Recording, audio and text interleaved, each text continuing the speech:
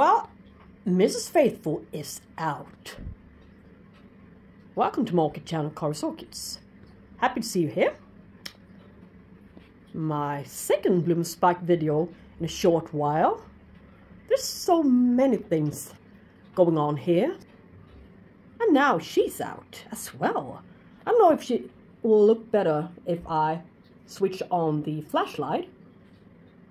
Maybe, maybe not. She looks pink in the video now. If I switch off, yeah, this is a little bit more like it. But actually, she's very, very cerulean, purple. So this doesn't quite catch her colors. But I bet you all get an idea on what she's supposed to look like. Little yellowish beige, perhaps. Background color. Purple shadings. A little bit lighter, a little bit lighter. And this lovely, shall we say, Cattleya schelleriana lip, isn't it?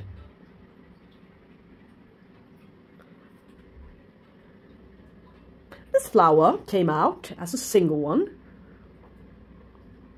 with some sugary stuff on it, just like the Monte Eleganti. But I will need to remove the crystals, otherwise it will result in, yeah, it's already there, black spots, as you can see, markings, ugly markings underneath it. But it's already there, so I believe they are stuck to it.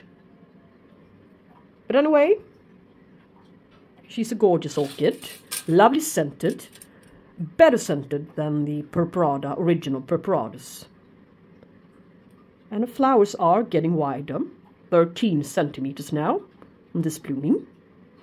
This little pori, not fully opened yet, but let us look at this one. It's around 12, so this was the best one, the most energy. Maybe they will open up a little bit more, but anyway, its blooming is quite short, around 14 days, and just like Purpuradas in general, quite short-lived flowers, I think, around 3 weeks at a maximum, I'd say. And yeah, no flashlight on, I think it's better without it. And I had this particular orchid since 2015 as a seedling. So it's a very vigorous, fast-growing plant. Last year, she opened up her blooms on the very same date, on the 4th of October.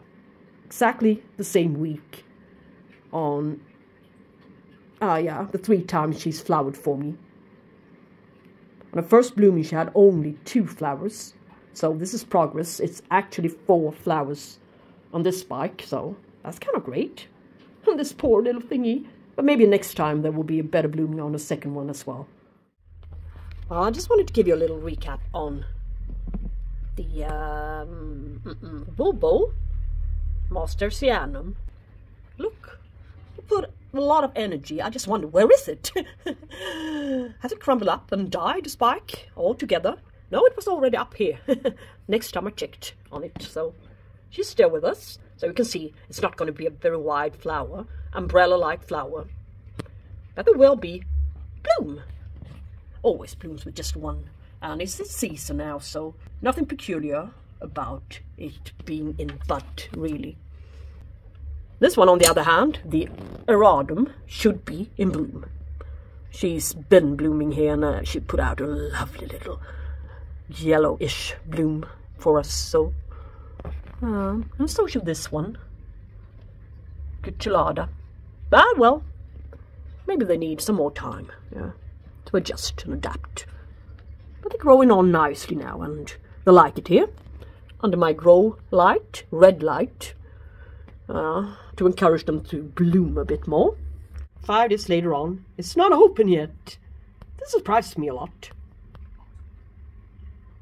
But it looks like she's going to be a very, very nice representative of this species, Mastersianum, Looks more yellowish than my previous one. I think that looks nicer. So I'm so excited to see the results. Maybe tomorrow or the day after. Yay! Yes, Serpetalum, or shall we say Bulbophyllum Mastersianum, the species, is now fully opened. I thought I'd wait, and I waited, and I waited. Yeah. So now she's on her 3rd day of blooming. Fully open, that is. And well, when it comes to Bulbophyllum, you should be very, very quick. You don't know how fast they can go over, these guys. Some only last for a couple of days. But she's wide, isn't she? 9? How on earth will we be able to measure her around 7-8 centimeters wide across? Well, anyway, she's orange-ish. Her color is getting better and better. At first, I thought she would be, yeah, plain yellow. Boring. No. But according to the pictures, when, yeah, in each and every web shop, she's always orange. Lovely orange with some kind of red tinges to the edges, so to speak. And she, yeah, I think she's got it all.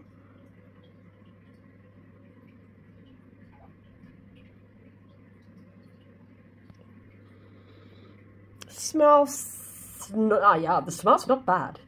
I mean, she doesn't smell anything.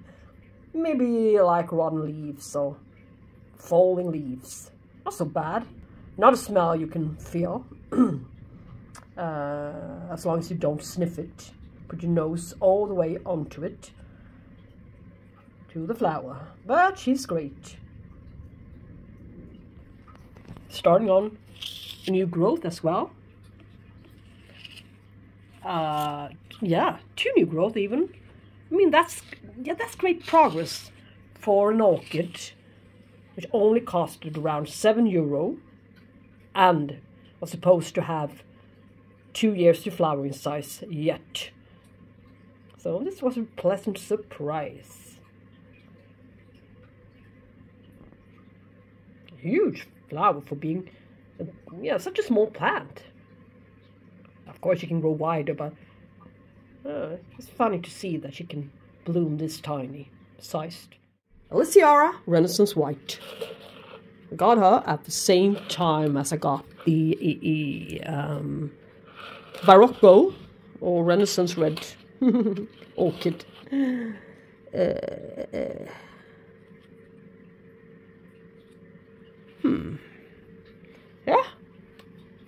it's gonna be a good blooming.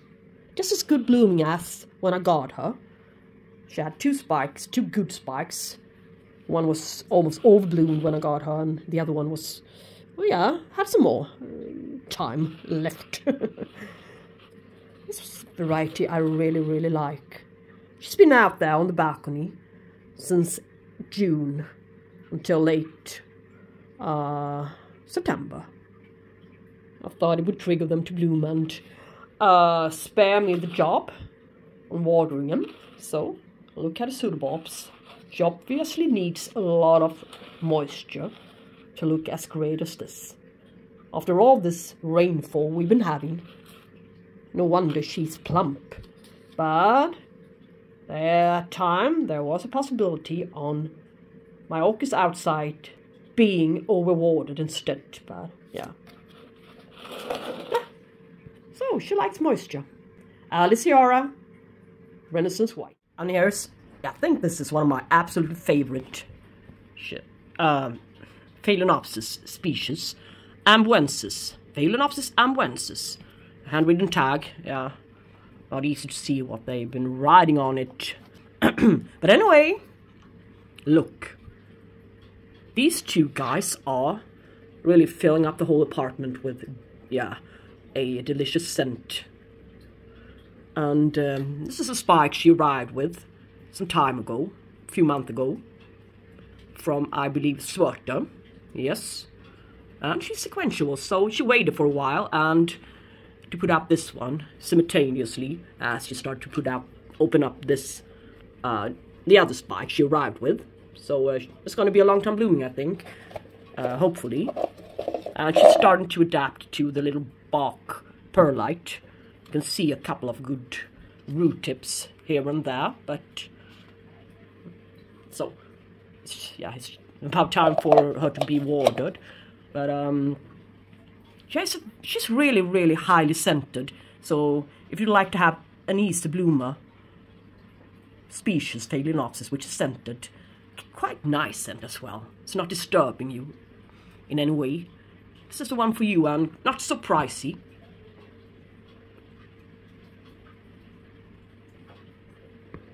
Kind of common. Most trouble I've had to the leaves. I had one before, I think. Yeah.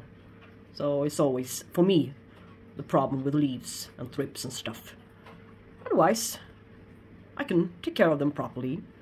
It's just the thrips I'm concerned about. And the gorgeous Phalaenopsis Speciosa times Equestris is still in bloom. Smells like licorice, candy. And I wasn't the only one thinking that, so.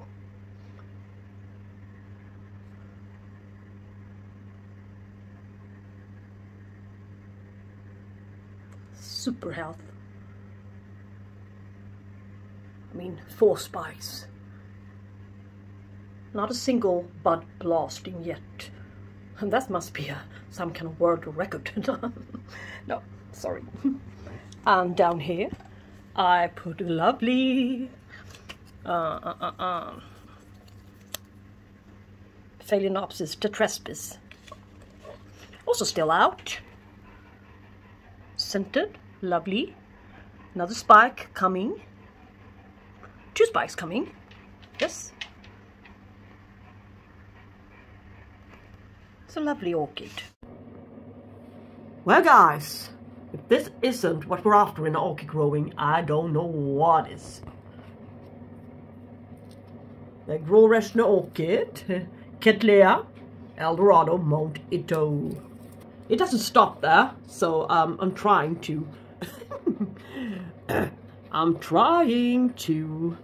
look and show you guys the other one, the other sheath. It will soon, very soon, probably tonight, burst, yeah, crack open. So I bet 2 flowers on each wooden cane here, shall we see. That's not bad for being the first time blooming on this orchid ever. And yeah, the Cattleya Golf Green Hair Pig. It's got a large sheath, but I haven't felt anything down to the base of it yet. But maybe there should be something in there very soon. It's fat. It's better sized than the rest of the canes here, so width-wise, so well, maybe. And it's also starting to get into its yeah, blooming season, blooming period, so yeah, that could be an option. Hope we'll see some flowers. Yes. Well, maybe this joy fairy tale pyloric is now wanting to leave this earth. I think this is the very last bloom we shall ever see produced from this orchid. Yeah, she's got roots, but they stopped there, and she dropped a couple of leaves to the base of the stem here. I added on some cinnamon.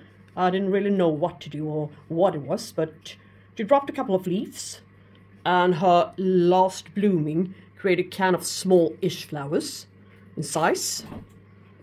And lately she's been bud blossoming a bit as well. So I repotted her, and I thought that was the solution to a problem. Yeah, for a while it was, but then she declined very fast afterwards. So yeah, her leaves that are very, very dried out, dehydrated for having such a good root system underneath here. So something's happened here, which prevents the moisture and hydration to go all the way up here and reach the leaves, so to speak, and get into the leaves. I mean, So, well, thank you so much for being here. Constantly in bloom.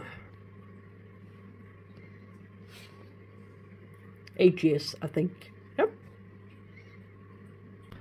Well, I don't think I need to be sorry for very much longer. I don't need to grieve over that plant if it decides to die on us. I mean, of course, it's sad, but there's only that much on that long lifespan on an orchid. I mean, I've had it for several years. One day, yeah, cannot cope with it anymore. It's been constantly blooming ever since I got it, so maybe she's a bit tired, yes. But here's the second one, exactly from the same nursery, exactly the same variety, as you can see on the tag there. So, I mean, 2 good spikes. This orchid I didn't believe in much. Yeah, she's proved to be a good replacement plant for the other ones, so, yes. Well, the Phalaenopsis with white edges, purple. I've been talking a lot of times about this one, so I like it so much. Good sized plant, transitioned quite recently into semi-hydroponics as she was in growing stage, and it seems to be working out quite dramatically well since these old spikes decided to branch out. And for your information, this one is the banana peel orchid. The Phalaenopsis that I put mixed banana peel water on small cotton pads and added on here to the node for 6 hours. And yeah, I repeated the pattern a couple of times after that in order for the node to branch out and create a good spike. Normally, and that's my experience on the Phalaenopsis, is of course they can branch out well, but a couple of small flowers, that's all, on a short stem. So I think this is a very good progress. So maybe it's not due to the banana peel, but I wouldn't bet on it. So look, the second one as well doesn't seem to be failing in this heat. It's very common, so I don't really bloom these guys well. It's too hot, too many thrips, too of everything. So I think this is good progress, and it started to branch out after I transitioned it into semi-hydroponics. So now I'm starting to put all of my Phalaenopsis store-bought ones into semi-hydro. It seems to be a good concept for them. We shall see. Well, guys, I think that was just about it. I have so many orchids in bloom right now, or in bud. So I'm being spoilt. But that's what happens every autumn. Maybe I should go out and get a few summer bloomers as well. Really make an effort on trying to determine and detect whether there are summer bloomers, spring bloomers, or winter bloomers before I go on and buy them. Isn't she lovely? Painted nettle. It's not an orchid, I know. But she's a color changer. Depending on which time of the year it is, she will get lighter. This is a summer color. So this one is also a very interesting one. I got yet another one from my friend. The color to the back side, the dark purple color, is a summer coat. This is this orchid's winter coat. And this tree, I can call it a tree. It's 1 meter tall and 1 meter, almost 1 meter wide. Yeah, it's grown like crazy. It's just like a tree, the size of a tree, a small tree. So I just wanted to have a little piece of it. Yeah. Anyway, painted nettle.